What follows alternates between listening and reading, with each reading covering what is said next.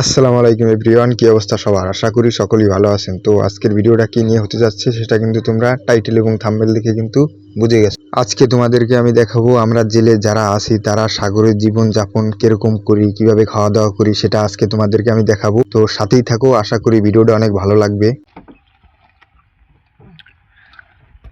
আমরা কিন্তু এখন সাগরেতে একটা ছোট একটা খালের ভিতরে ঢুকছি।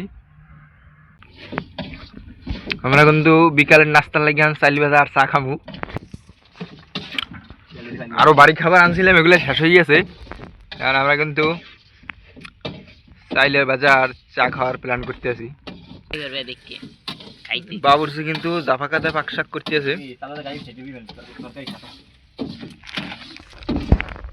বাবুরসি সেফটি ভাবে কাম করি, তাই মতাই যেন না পড়ে। বাবুরসি কি এখনো ভাজা হয় নাই কেন? আচ্ছা লেট কা? তেল কম হয়ে গেছে নাকি? ও হবে, ও ধরছে না তেল খেলে চাপ। বাবুরচি কিন্তু ওইদিকে চালি বাজা ভাজতেছে আর চা জাল দিতেছে, আর আমি এদিকে দেখেন আমাদের বোর্ডে যে পরিবেশ। এই হচ্ছে গিয়া আমরা যে মাছ ধরে থাকি, কিন্তু মাছ ধরা সেই জাল। আর ওই যে দেখতে পাচ্ছেন উপরে এগুলো হচ্ছে পুলুট, এগুলা জালের উপরে দেওয়া হয় উপরে, আর নিচে এই গেরাফি এগুলো দিয়া বোট বাঁধে রাখে, প্লাস জালের আগা মাথায় দেয়।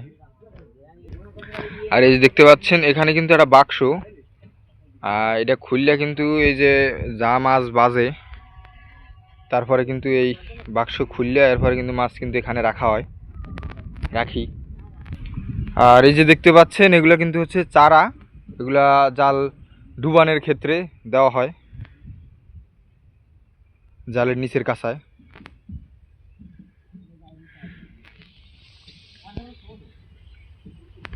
আসলে পায় বা তারা সাইকেলকে কুড়েছে বড়ি ধরতে গেলে আইসি ব্যাপক কষ্টে ওই না বই আসলাম এক্ষুনি আবার বলান দেশে আর আইসি। আমাদের চালি বাজা কিন্তু প্রায় হয়ে গিয়েছে,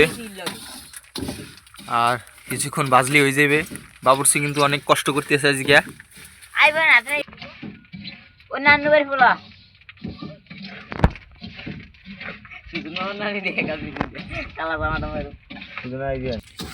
বাবুরচি কতটুকু হয়েছে? এদিকে একজনের ভাগে 1 কেজি করে হয়েছে। আর কতক্ষণ লাগবে বাবুরচি? কথা বলে না কেন বাবুরচি? এবড়া রিসাই বলো কিছু গায়ে। জি বলুন। কতক্ষণ লাগবে? এই তো প্রায় হয়ে গেছে। আমাদের ভাজা কিন্তু শেষ, এখন কিন্তু ডালিয়া লইতেছে। আমাদের ভাজা কিন্তু কমপ্লিট, কিন্তু জুড়াইতে দিছি।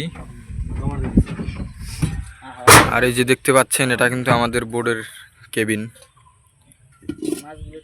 মাছ টাছ ধরার পরে কিন্তু আমরা এই কেবিনের ভিতরে ঘুম যাই রাইতে। এর ভিতরে একটু দেখাই আপনাদের।